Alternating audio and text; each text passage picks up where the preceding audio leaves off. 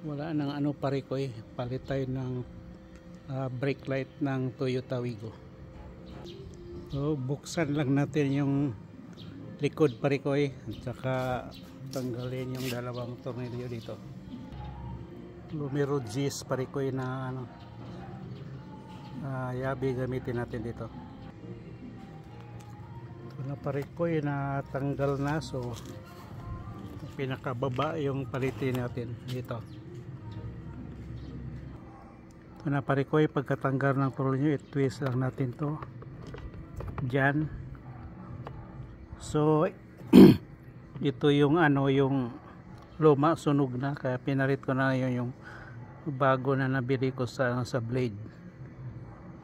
Salpak na lang dito, tapos ibalik lang yung ano sa ano, pinakalock niya.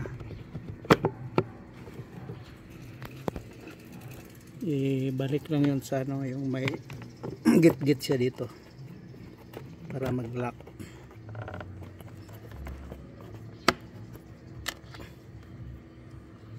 Okay, nag-lock na.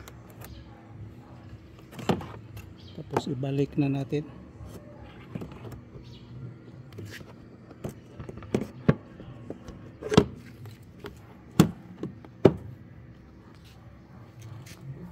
Saka itong dalawang tornilyo.